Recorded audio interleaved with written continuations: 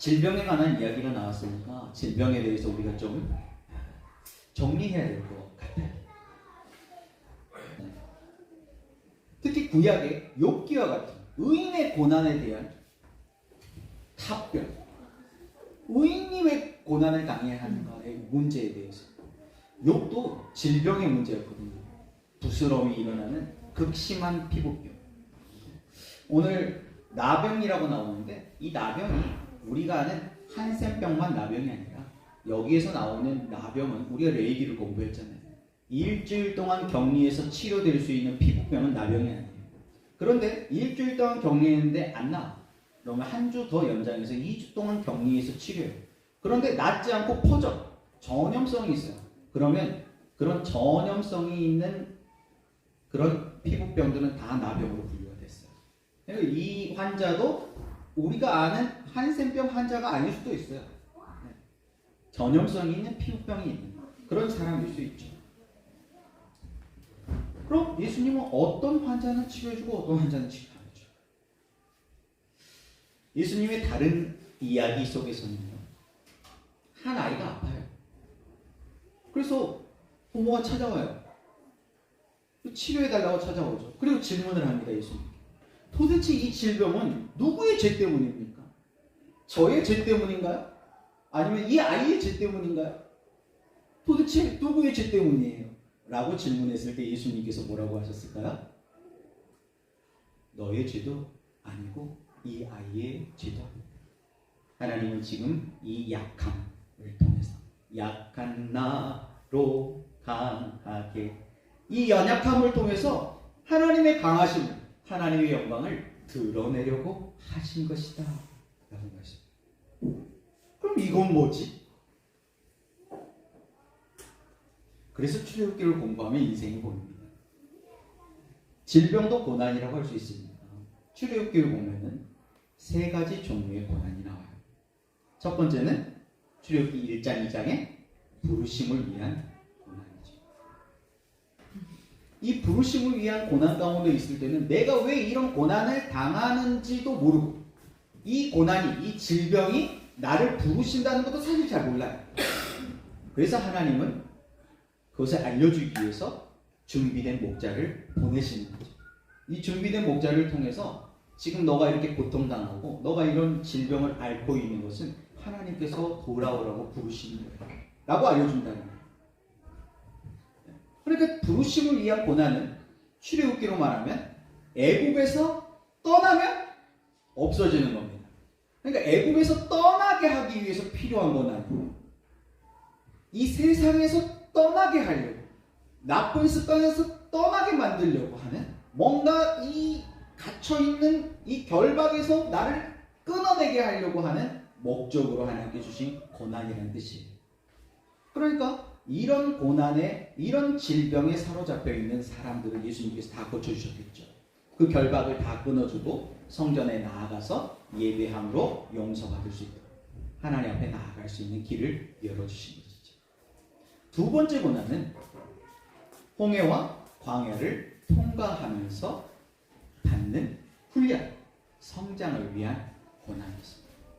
이 성장을 위한 고난은 자기 부인, 곧 하나님께 포커싱하고 하나님께 주권을 드리는 로드십을 위한 훈련이었어요. 하나님의 주권을 인정하고 하나님을 바라보는 훈련이 끝나면 이 고난은 더 이상 필요가 없기 때문에 저절로 치료가 되겠죠. 그런 과정, 점점 우리의 성숙을 위한 그런 과정을 위한 고난이 있어요.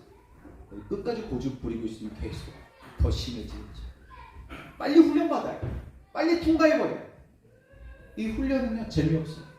훈련은 힘든 거거든요. 그래서 빨리 통과해요. 빨리 통과하면 그 문제는 해결되게 돼 있어요. 그게 육체의 질병이든지 관계의 문제든지 아니면 재정적인 훈련이든지 그런 것들은 끝나게 돼 있어요. 빨리 통과하시기 바랍니다. 그래서 그런 문제를 가지고 있는 사람들도 예수님 앞에 나왔을 때 훈련 코스를 마치면 치유받게 되겠죠. 그래서 세 번째 고난이 있습니다. 바로 출애굽기 40장 이후에 구속사를 위한 고난이에요. 대표적으로 바울을 들 수 있죠. 바울이 육체의 가시를 위해서 3번이나 기도했습니다. 그런데 예수님 하나님 말씀하셨어요. 네 은혜가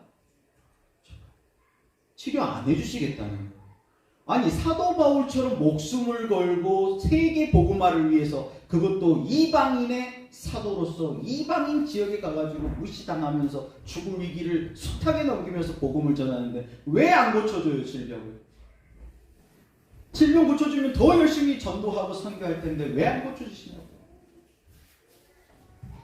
이런 고난을 구속사를 위한 고난이에요. 이유도 알려주셨습니다. 이유가 뭐예요?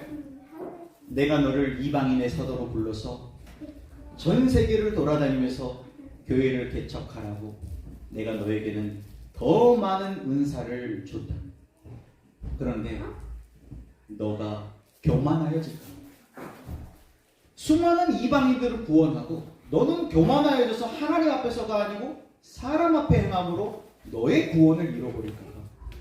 내가 너를 교만하지 못하도록 너의 몸에 육체의 가시를 뒀으니 이제 너는 그 기도 제목으로 더 이상 기도하지 마라.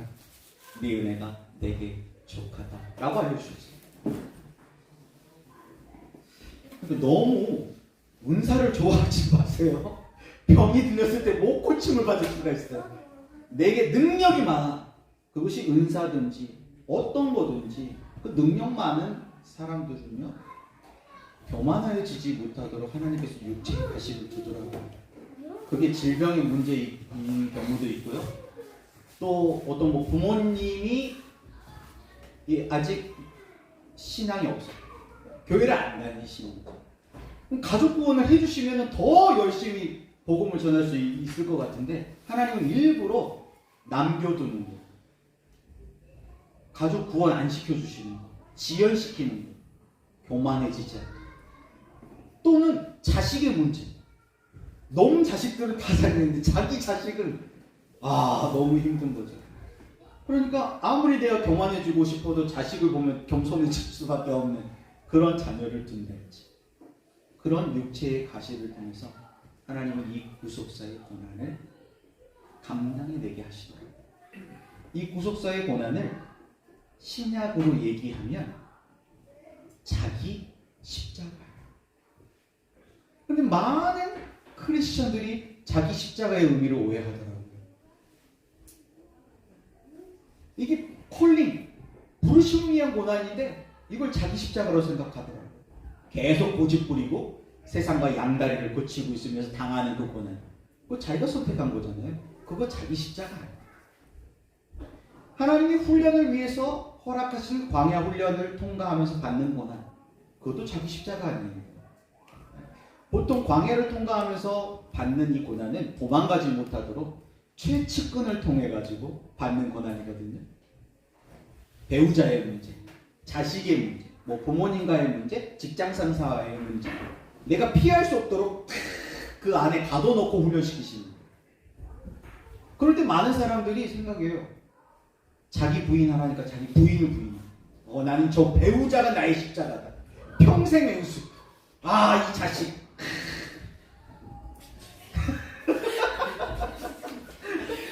보기 되죠. 여러분, 배우자가 자기 십자가 아닙니다. 아닙니다. 자기 사명이 자기 십자가예요. 근데 이 사명은요, 광야를 통과하고 말씀에 산 신의 산. 그래서 하나님의 말씀에 충분히 젖어 들었을 때 그때 깨달았게 돼요. 내게 주신 약속의 말씀을 붙잡고 내게 주신 이 사명 감당해야 되겠다. 이게 왕같은 제사장들이 당하는 고난이에요. 이거는 자발적인 고난입니다. 내가 선택하는 고난이에요. 그래서 자기 십자가라고 하는 거예요. 그래서 혹 여러분에게 어떤 질병이 있는데 하나님께서 이것을 고쳐주는 것을 지원하신다면 내가 받아야 되는 훈련이 있나 보다. 빨리 통과해야 되겠다. 라고 마음을 바꾸시기 바랍니다. 또 뭔가 내가 훈련을 통과하고 뭔가 내가 하나님 나라를 위해서 교회를 위해서 열심히 봉사하는데 욥처럼 어떤 의인의 고난을 내가 당한다. 하나님께서 나를 요셉처럼 크게 쓰시려고 하시나? 틀림없이 무슨 뜻이 있겠지. 좀 더 기도하며 버텨보시기 바랍니다. 하나님 말씀하고 계시는데 아직 내가 그 수준이 안 돼서 그걸 분별할 수 없는 거일 수도 있어요. 좀 더 시간이 지나 보면, 그러니까 비전이라는 게 그렇다잖아요. 많은 사람들이 비전은 앞에 있는 거라고 생각해요. 에어처럼 뭔가 될 것이다. 그래서 막 될 것이다 라고 말하는 그런 사람들이 막 따라요. 근데 비전은 앞에 보이는 것이 아니고요. 한참 가다가 뒤를 봤을 때 보이는 게 진짜 비전이에요. 내가 그렇게 살아왔던 고난과 그런 삶의 의미들이 뒤돌아보면 다 해결돼. 아, 하나님 지금 이 일을 위해서 저를 이렇게 인도하셨던 거예요? 라고 하는 그 비전. 그 비전은 사명과 연관이